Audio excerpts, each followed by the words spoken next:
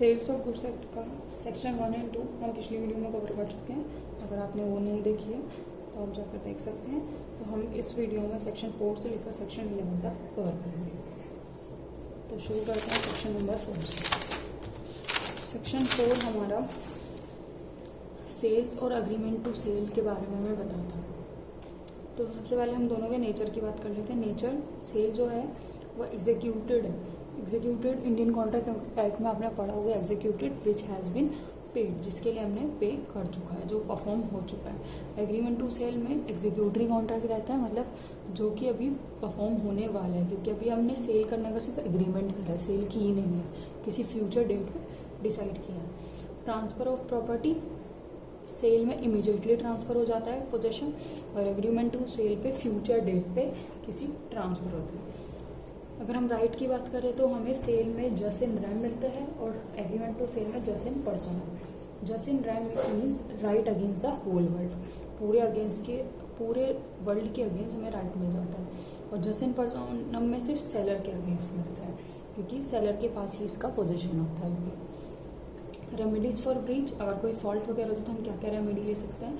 इस केस में, सेल के केस में, जो सेलर है वो बायर को सू कर सकता है for the price of goods. और एग्रीमेंट टू सेल में जो अग्रीव्ड पार्टी है, जो पार्टी इन फॉल्ट है, जिसके साथ गलत हुआ रहता है, can sue for damages only, not for the price unless the price was yet to be payable on a future date. वो सिर्फ डैमेजेस के लिए क्लेम कर सकती है, प्राइस के लिए नहीं कर सकती, क्योंकि प्राइस जो है वो भी किसी फ्यूचर डेट पे, किसी डिसाइडेड डेट पे पेबल होने वाला, अभी हुआ नहीं है। लायबिलिटी की बात करें तो loss in goods is the liability of the buyer. अगर गुड्स में कुछ लॉस या डैमेज हो जाता है तो सिर्फ बायर की रिस्पॉन्सिबिलिटी रहती है, बायर ही लायबल है उसके लिए, क्योंकि पोजेशन बायर के पास है। एग्रीमेंट टू सेल में क्योंकि अभी पोजेशन बायर के पास नहीं है, सेलर के पास है, इस वजह से सेलर ही जितना भी गुड्स के अंदर डैमेज आता है, लॉसेज आते हैं, उसके लिए लायबल रहता है। सिंपल, जिसके पास पोजेशन रहेगा वही उसके लॉस के लिए लायबल रहेगा। राइट ऑफ रीसेल, रीसेल करने का राइट, इसमें जो the seller can't resell the goods as he has transferred the property in goods to the buyer. इसमें जो सेलर है वो गुड्स को रीसेल नहीं कर सकता, क्योंकि उसने पोजीशन ट्रांसफर कर दिया है बायर को। लेकिन इस केस में अभी पोजीशन ट्रांसफर नहीं किया है, किसी फ्यूचर डेट पे करने वाला है, तो seller may sell the goods since the ownership is with him only, क्योंकि अभी उसके पास ओनरशिप है तो वो उसको रीसेल भी कर सकता है। Section number 5, how contract of sale made. Contract of sale कैसे बनेगा उसके बारे में हमें बताया गया। Contract of sale is made by an offer to buy और sell the goods for price and acceptance of such offer. किसी ने ऑफर दिया और उसने एक्सेप्ट कर लिया और प्राइस भी डिसाइड हो गया, तो ये हमारा कॉन्ट्रैक्ट ऑफ सेल बन गया। नेक्स्ट हमारा there may be immediate delivery और पेमेंट ऑफ गुड्स, या तो गुड्स की डिलीवरी इमीडिएट हो जाए और पेमेंट भी उसी टाइम कर दी जाए। या एक और सिचुएशन हो सकती है, there may be immediate payment of price but the delivery is made at some future date. Payment तो इमीडिएट हो जाए, मतलब उसी टाइम पे हो जाए, लेकिन जो डिलीवरी है किसी फ्यूचर डेट पे डिसाइड की गया है। एक और सिचुएशन होती है, there may be agreed that delivery of both payment both are to be made in instalments, या तो डिलीवरी और पेमेंट दोनों ही इंस्टॉलमेंट्स में की जाए, कुछ कुछ वक्त बाद थोड़ी थोड़ी की जाए। It may be agreed that the delivery और payment both are to be made at some future date, या तो ये डिसाइड कर ली जाए डिलीवरी और पेमेंट दोनों ही किसी फ्यूचर डेट पे की जाएगी। तो किसी भी सिचुएशन में कॉन्ट्रैक्ट ऑफ सेल बन जाता है। नेक्स्ट हमारा सेक्शन नंबर 6। सेक्शन नंबर 6 कहता है एग्जिस्टिंग और फ्यूचर गुड्स के बारे में। फ्यूचर गुड्स हमने सेक्शन नंबर 2 में डेफिनेशन में पढ़ चुके हैं। फ्यूचर गुड्स जो हमने कॉन्ट्रैक्ट ऑफ सेल जो हमारा बन रहा है, जिन गुड्स की डीलिंग हो रही है वो एग्जिस्टिंग गुड्स भी हो सकते हैं और फ्यूचर गुड्स भी हो सकते हैं। एग्जिस्टिंग गुड्स मतलब जो उस टाइम पे अवेलेबल हैं, और फ्यूचर गुड्स जो कि फ्यूचर में आने वाले हैं और फ्यूचर का हमें पता नहीं है, मे और मे नॉट भी हैपन। सेक्शन नंबर 7 दिखाता है हमें goods perishing before making of contract. इसमें क्या होता है, इस केस में गुड्स जो होते हैं वो पैरिश हो जाते हैं कभी कभी। पैरिश मीन्स खराब हो जाते हैं, डिस्ट्रॉय हो जाते हैं before making of contract, contract बनने से ही पहले। द कॉन्ट्रैक्ट बिकम वॉइड, इस केस में कॉन्ट्रैक्ट क्या हो जाएगा, वॉइड हो जाएगा। If the good becomes perish और damage when the contract was made without the knowledge of seller. हाँ, इस केस में एक ये भी है कि सेलर को इसकी नॉलेज नहीं होगी और गुड्स खराब हो गए, तो इस केस में जो कॉन्ट्रैक्ट है वो क्या हो जाएगा, वॉइड हो जाएगा। For example A agrees to sell B 50 bags of wheat. मान लो ए एक पार्टी है, सेकेंड पार्टी बी है। ए ने बी को एग्रीमेंट किया कि वो 50 बैग उसको वीट के सेल आउट करेगा। फिर इस केस में क्या हो जाता है, उसके जो वीट के बैग्स हैं वो गोडाउन में पड़े हुए, store in godown. Due to water logging की वजह से, पानी की वजह से उसके जो वीट्स हैं वो डिस्ट्रॉय हो जाते हैं। But at the time of agreement the seller was not aware of the fact. लेकिन जब वो जिस टाइम पे उसके डीलिंग कर रहा था, उससे एग्रीमेंट कर रहा था, तो उस टाइम पे जो गुड्स थे वो गोडाउन में पड़े थे, तो सेलर को इस बात का पता नहीं था। तो इस केस में जो एग्रीमेंट है वो क्या हो जाएगा, वॉइड हो जाएगा।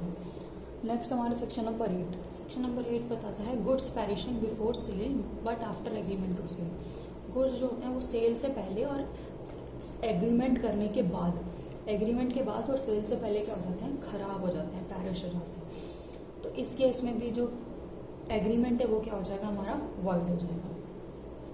नेक्स्ट हमारा सेक्शन नंबर 9। सेक्शन नंबर 9 हमें कहता है असर्टेनमेंट ऑफ प्राइस। प्राइस के बारे में, यानी प्राइस में डिसाइड करते वक्त क्या क्या कंडीशंस होंगी, क्या क्या कंडीशन नेसेसरी एसेंशियल है कॉन्ट्रैक्ट ऑफ सेल में, वो बताता है। फर्स्ट है फिक्स्ड बाय द कॉन्ट्रैक्ट, या तो प्राइस कॉन्ट्रैक्ट के अंडर ही फिक्स किया जाए। नेक्स्ट, या तो agreed to be fix in the manner provided by the contract, example valuer. या तो जिस तरह का एग्रीमेंट किया जाए कि या हमारा जो प्राइस है वो वैल्यूअर डिसाइड करेगा। वैल्यूअर कोई थर्ड पार्टी होती है, वैल्यूअर एक थर्ड पार्टी होती है। यूजुअली हमारी दो ही पार्टी रहती हैं, बायर और सेलर, लेकिन हम इसमें क्या करते हैं, एक थर्ड पार्टी भी अपॉइंट कर लेते हैं, वैल्यूअर, जो सिर्फ वैल्यू लगाने का काम करती है, प्राइस की वैल्यूएशन, गुड्स की प्राइस की वैल्यूएशन का काम करती है, मतलब प्राइस को डिसाइड करने का काम करती है। या तो ये हम अपॉइंट कर सकते हैं। एक और केस है determine the course of dealing between the party, या पार्टीज, दोनों पार्टीज आपस में डीलिंग्स के दौरान ही डिसाइड कर लें। नेक्स्ट हमारा section number 10 agreement to sell at valuation. अगर हम वैल्यूअर अपॉइंट करते हैं तो उसमें क्या क्या कंडीशंस आ सकती हैं। First, if the price has to determined by the third party. अगर थर्ड पार्टी डिसाइड करती है प्राइस, थर्ड पार्टी इधर वैल्यूअर है and he either doesn't can't make valuation, then agreement become void. मान लो वो किसी ना किसी रीज़न की वजह से प्राइस डिसाइड करने में, यानी वैल्यूएशन करने में गुड्स का, वो क्या होती है, अनेबल रह जाती है, कर नहीं पाती है। तो इस केस में एग्रीमेंट जो होता है वो क्या हो जाएगा, हमारा वॉइड। एक और situation, if buyer received the goods he must pay the reasonable price. अगर जो बायर को गुड्स मिल जाते हैं तो उसको उसका रीजनेबल प्राइस जितना बनता है उतना प्राइस पे करना पड़ेगा। या फिर when the third party is prevented by the default of the either party from fixing the price.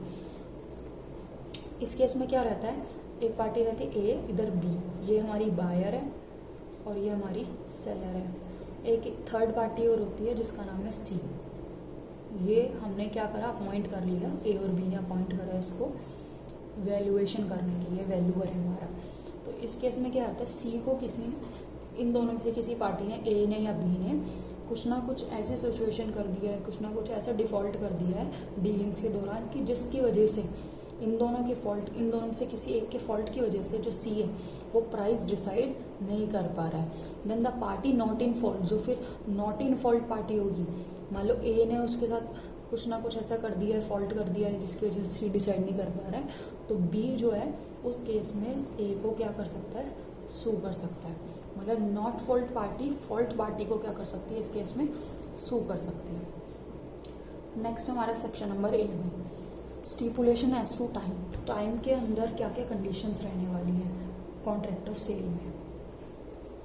Unless a different intention appears from the terms of the contract, stipulation as to time of payment are not deemed be the essence of the contract of sale. Time of payment जो है, मतलब payment का क्या time रहने वाला है, ये contract of sale में इतना असेंशियल नहीं माना जाता। Next, whether any stipulations of time is the essence of the contract of sale on the terms of agreed upon. अगर एग्रीमेंट में हमने कोई ऐसा डेट डिसाइड किया है कि इस डेट तक पेमेंट हो जानी चाहिए, तो हम इसको असेंशियल लेंगे। Next, but the delivery must be made without delay. लेकिन अगर मान लो एग्रीमेंट में ऐसा कोई दिया नहीं गया है, ऐसी कोई बाउंडेशन नहीं है डिलीवरी की, तब भी हमें डिलीवरी एक रीजनेबल टाइम में बिना डिले किए कर देनी चाहिए। नेक्स्ट हमारा प्राइस ऑफ गुड्स में बी फिक्स बाय कॉन्ट्रैक्ट और may be agree to fix later, या तो उसी टाइम फिक्स कर लिया जाए या फिर फिक्स लेटर बाद में फिक्स कर दिया जाए गुड्स का price. Stipulation as to time of delivery must be the sense of, लेकिन डिलीवरी का टाइम बहुत ज़्यादा एसेंशियल है कॉन्ट्रैक्ट ऑफ सेल में, ये इम्पॉर्टेंट है। सो थैंक यू, आज के लिए बस इतना ही। हम नेक्स्ट वीडियो में सेक्शन नंबर 12 से कवर करेंगे।